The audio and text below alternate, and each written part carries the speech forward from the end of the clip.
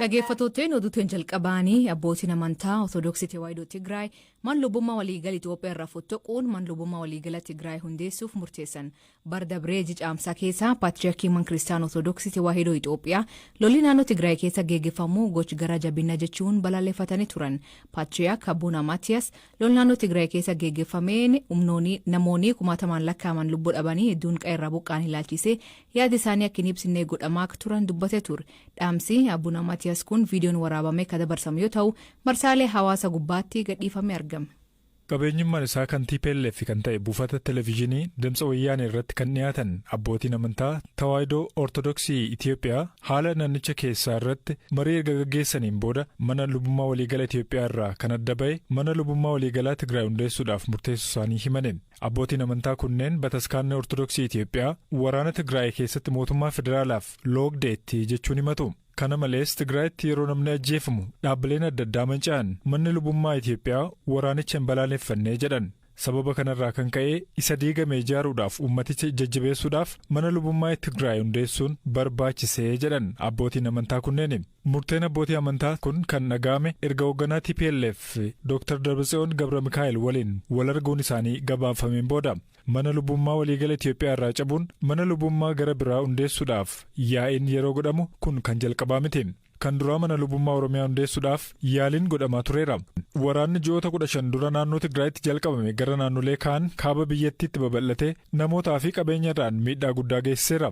Sababii waraanichaatiin manneen amantaa irrattis mancaatii guddaan ga'aa turuu yeroo adda addaatti himamaa tureera. Dabalataan namoonni baay'een manneetiin amantaa keessattis ajjeefamaa turuu hordoftoonni amantichaa himaa turan. Waa'ee hundeeffama mana lubummaa Tigraay ilaalchisee waajjira Paatriyaarkii olaanaa Itiyoophiyaa irraa odeeffannoo argachuudhaaf yaallee hin milkoofne. Sun waayilkeen hirphaa gammachuu.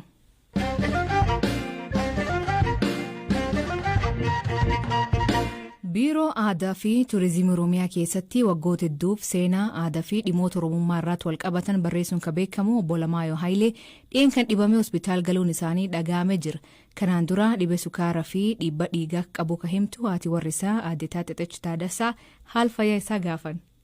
Biyya tokkos baay'ee of dadhabaa nan qabu hin kufaa bakka hojiillee nan naqa jedhaa gubari waan kufa hojiillee amma dhaquu dadhabutti torbanarraa baay'ee nurra kattilaafi bakka kattilaaf naanii hospitaala Phaawulos fuudheen deeme achumaan egaa jarrisa fattaanii yaalanii dhibee kaleetii kaleen kun immoo miidhamu maleen ta'uu diyaalisisiyaa godhamanuu nuun jedhan achumaan egaa qanii sadii Phaawulosiin ciisee achi gara nus meeshaan qabnu meeshaa saamika ittiin miidhaman hin qabnu dandeenyu jennaan egaa lubbuu namaa oolchuudhaaf jedhee gara hospitaala Gurum kana fudhadhee dhufe ammas jarri yaalaanuma jiru gaamma egaa kanaan jirra. Hayyuun seenaa fi aadaa Oromoo qajeelchuuf barisa guutuu jiraatu kunin nam jabaak ta'ee hoogganaan Instituutii Qorannoo fi Qo'annoo Oromoo obbo Dirriba Taraffaa ni dubbata. Maatii olaanaatti dubbis.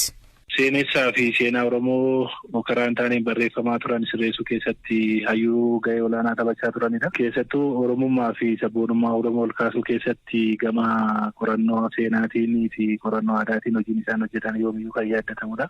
Waan baay'ee hojjetaniiru keessaayyuu seenaa Oromoo majaarraa 20ffaa kitaaba isaan barreessan yoomiyyuu kan dagatamu miti. Keessattuu Oromoon kun maal biyya kana keessatti kan jedhu wal dhiibbaa siyaasaa biyya kanaa keessatti Oromoon maal ture gahee akkamii taphachaa ture.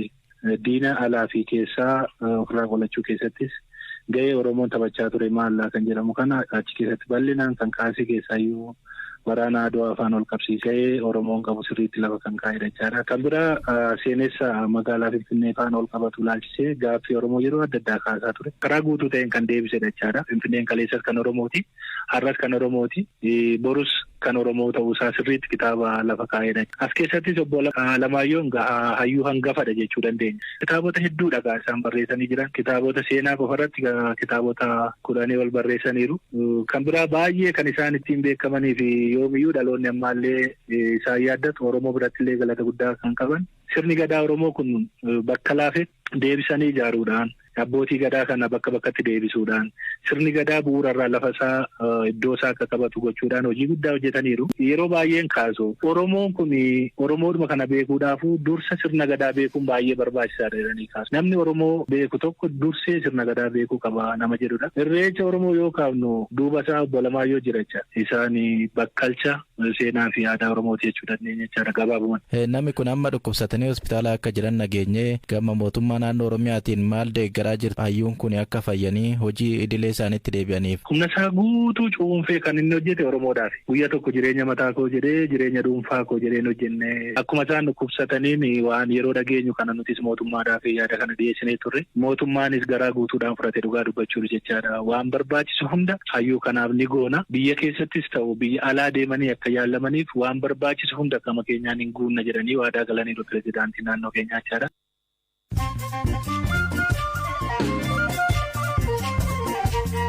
Dhaggeeffatooteen ammoo gabaabaa addunyaa isaanii dhiyeessaa jalqabaanii qondaaltonni UN bakka awwaalcha jumlaa kaaba Itoophiyaa daawwatan. Itti aantuun barreessituun olaantuun UN Amina Mohaammed waraana mootummaa fi finciltoota TPLF jidduutti geggeeffameen naannoo Amaaraa keessatti miidhaa dhaqqabe daawwatu. Jilli UN dabalataanis magaalaa guddittii naannoo Tigraay Maqalee deeman. Hoogganoonni Afrikaa yaa'ii gamtaa Afrikaa irratti hirmaatan fonqolcha mootummaa waggaa dabreerra kaasee biyyoota hedduu keessatti raawwatan balaaleffatan. Dhiyeen kana lakkoofsi fonqolcha mootummaa Afrikaa keessatti raawwatamuu filannoo fi aangoo karaa nagaa walitti dabarsuuf babal'achuu hordofee xiqqaachaa ture. Torbee dabree Gini Bisaawuu keessatti fonqolchi mootummaa yaalame ture. Hoogganaan manmaree Tuuniiziyaa poolisoonni waajjiraalee isaanii cufuun abbootiin seeraa hojii akka hin hojjenne ol galchuu diduu himan. Kun eegi pireezidantiin isaanii Kaayis Saayid malaammaltummaa xiqqeessaa jechuun qaama seeraa biyyattii diige. Kaayis eegi aangootti dhufee ministeerri muummee biyyattii aangoorra kaasee paarlamaa ji'a tokkoof cufe. Ministeerri barnoota keenyaa barattoota adaabuun biyyattii keessatti dhowwaaq ta'ee barsiisota akeekkachiise. Joorj Magoohan barsiisoti ijoollee dhaanuun yookiin rukutuun himataman seeraan akka gaafataman hima.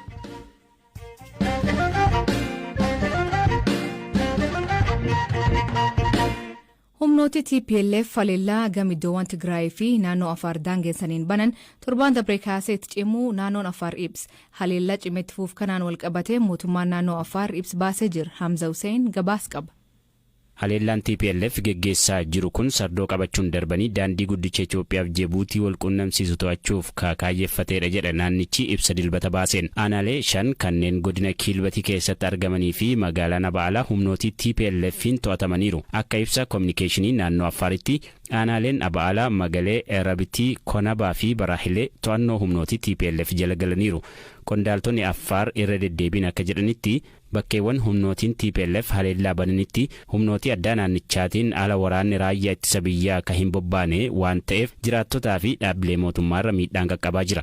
Itti gaafatamaan biiroo hoggansa hojii sodaa balaa naannoo Affaar obbo Mahamaduu Hussein BBC'tti akka himanitti haleellaa TPLF akka haaraatti baneen wal qabate namoonni 350,050 bakka jireenyaa isaaniitii buqqaaniiru. Kana malees dhaabbilee dhuunfaa fi mootummaa akkasumas manneen barnootaa fa'i irra miidhaan qaqqabeera jedhan. Humnootiin TPLF naannicha keessaa hanga kiiloomeetira 150 ka seenan yoo ta'u garichis baay'ee fi kan meeshaalee waraanaa ciccimoon ijaaramuun akka haaraatti yeroo sadaffaa waraana baneetti fufee jira jedhaniiru. Mootummaan waraana naannoo Affaar keessaa ilaalchisee wanti jedhe jiraachuu baatulleen torbaniin dura garuu haleellaawwan gama TPLF'n raawwataman irratti tarkaanfii barbaachisaa akka fudhatu manni maree nageenyaa biyyaalessaa Itoophiyaa ibsuun isaanii yaadatama.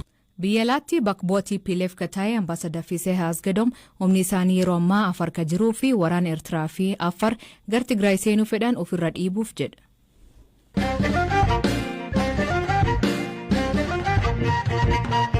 Asiin dura sababa keemikaala isaaniitii fi daa'imman hedduun du'uu fi namoota hedduu irratti miidhaa qaamaa cimaa dhaqqabsiisuu fi mormii uummataatiin kan cufame warshaan Midrook deebee banamuu himan. Warshaan oomisha warqii Lagdambii Godina Gujii Aanaa Shaakisoo ganda dhibba baate jedhamu keessatti argamu kunin eegi banamee waggaa tokkoof hojii jirti jedhan. Duraan maaliif akka hidhamee fi haal gandichaa kee jiru maatii olaanaa jiraataa achi Shambalii Caanaa gaafate.